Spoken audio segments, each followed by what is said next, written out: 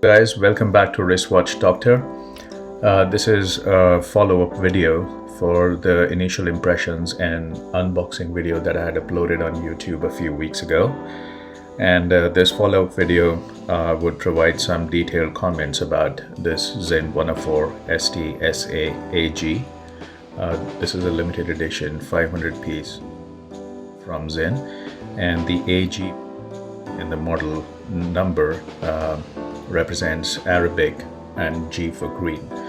So Arabic green being the characteristics of this particular dial, because the hour markers are in Arabic numbers and obviously the dial is green in color. Sinn refers to this green color as shimmering green, and I can see why that is the case, because the green color, the dial has kind of sparkly elements, sparkly bits to it that kind of add a shimmering, scintillating sort of a look to the dial, and I think that's kind of nice. So this is something that I bought a few weeks ago, and thank you for liking my previous unboxing and initial impressions video. This is a follow-up to that, and I've spent a little bit more time with this watch in the last few weeks, and I came back quite impressed with my experience of wearing this watch on a regular basis. The first thing that I like about the watch is its high legibility, because it's a pilot's watch, and high legibility is one of the essential characteristics of any pilot's watch. So I mean, you can tell the time just by a quick glance, because these syringe hands, the hour and second hands, the syringe hands are come in stark contrast with the green dial color, and that kind of really make them stand out. The hour hands and the minute hands really stand out against the green colored background of the dial. The second hand is quite legible as well, and it's got that superluminova coating on the second hand too.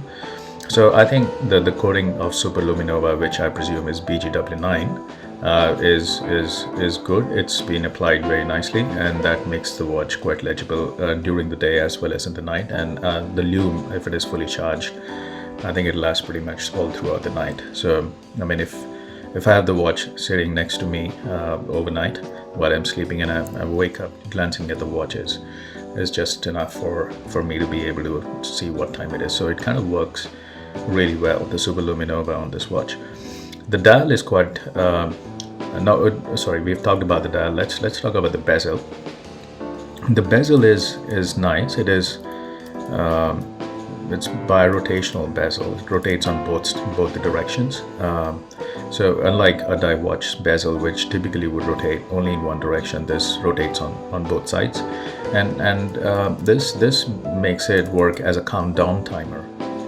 For example, if you want to time your activity for 10 minutes, you could just bring the 10 marker on the bezel to sit next to the minute hand, and as soon as the minute hand reaches this triangle here, your time's up. So it's kind of is handy for timing day-to-day activities. If you're, for example, if you're driving or you're cooking in the kitchen, or any other activity which needs to be timed for whatever reason, it comes in kind of handy. And I find myself using this bezel on a regular basis, and that's a plus point of this watch as well. I think the screw-down crown here is easy to operate, and it's ergonomically designed with these protection guards here on the sides. And it can be easily pulled out by unscrewing it, and then you can adjust the time, date, day, etc. with it, and screw it back. Crown, allows the watch and the screws at the back of the watch, it allows the watch to be water resistant to 200 meters, which is a good level of depth rating for the watch. And I think water resistance of 200 meters kind of make this watch a diver's watch as well, in addition to being, of course, a pilot's watch, which it is intended to be. So I think that increases the functionality or the versatility of the watch quite a fair bit. You can wear this watch when you go swimming, because 200 water resistance would definitely ensure that water wouldn't get inside the watch and destroy the mechanicals. And also this case back, which is exhibition case back, see-through, it kind of looks nice as well, even though the movement is is nothing more than a regular ETA or a Sellita movement in this watch. It's not something to talk much about, by the way, but it is nevertheless nice to see the internal workings and components of the watch, when the watch is actually operating. Another thing about the watch is that it's anti-magnetic, and I think anti-magnetism is an important characteristic of a pilot watch, which essentially means that some of the components of the watch movement have been forged with non-ferrous alloys or materials, such as nickel or silicon and so on and so forth. Anything that is not strongly affected or not unaffected by the presence of magnetic fields has been used in some of the core critical moving parts of this watch movement. And that's a good thing. So that kind of makes this watch movement a little bit more higher end than your usual run-of-the-mill kind of watch movement. I think it's either a Sellita SW220 or its ETA equivalent 28 ETA 2836. It's either one of these two movements, and presumably it's the latter. It's ETA that Sinn decided to go for this limited production run watch series. And that's interesting because I think Sellita would have done the job equally well as well. Another thing about the watch is that it is shockproof or shock resistant, which means that if it is bumped by the wearer against a hard object, it is unlikely to quite unlikely to damage the internal moving parts of the watch. I'm not particularly sure what kind of technology does this watch use or what kind of mechanism it uses for making the watch shock resistant, but nevertheless that's a good useful feature to have, the watch being shock resistant. It comes with a nice leather strap here. There are multiple options that are available if you wish to go for a metallic strap, or you want to go in for other colors on the leather strap. All of those options are available when you buy the watch online or through a retailer. I bought this watch online, and frankly I had never seen the watch in person before I actually bought it. So it was a bit of a suspense as to how my experience with the watch will pan out. I found the experience to be quite pleasant. It is a nice looking watch indeed, even though it's conservatively designed, but it does provide a good level of functionality with its date windows here, and the legibility, as I said earlier, is pretty good. The strap complements the dial and everything pretty well. The level of fit and finish on the watch, for example, the finish on the lugs and the watch case itself, I think that's kind of top notch. I think it's finished well. So I really don't have much to complain about the watch at all. In fact, I would recommend this watch for someone who's looking for an entry-level Sinn model or an entry-level pilot's watch, which has got a traditional conservative sort of a look to it and a figure-inspired design, which this watch model has.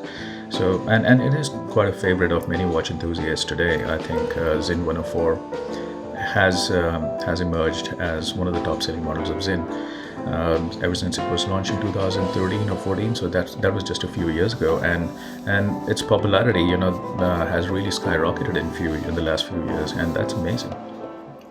So the watch is good. The crown, the guards, the sapphire case back, the sapphire crystal on the top, of course, and which is very gently domed, by the way, as you can see perhaps in here.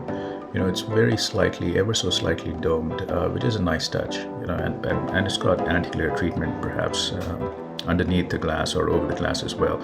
So I think it reduces glare nicely because it's also domed and it's got a coating to go with it. So I think the watch is cool.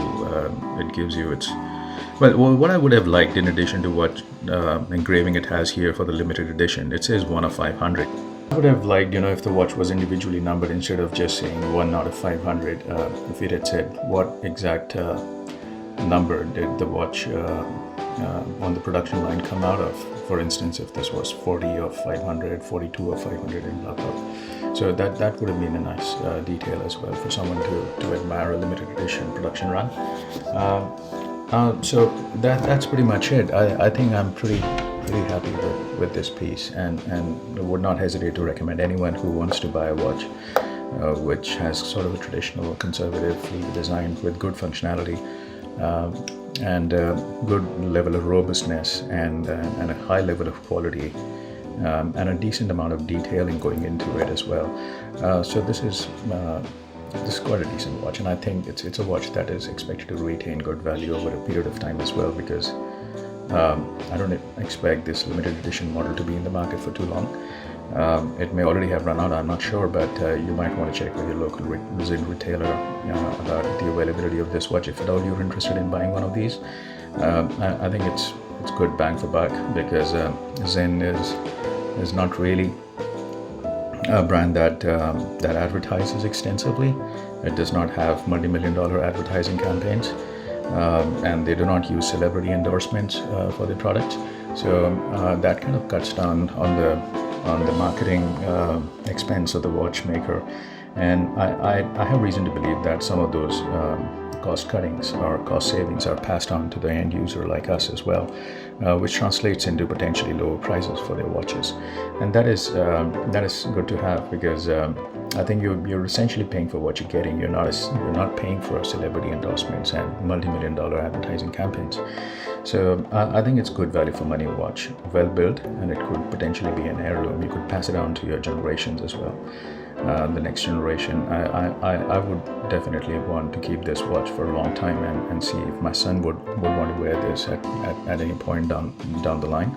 And yeah, that's pretty much my detailed comments, and I think I'm happy with the watch. It's quite nice to look at, and it's conservatively styled, but it's very functional. I think the quality is definitely there.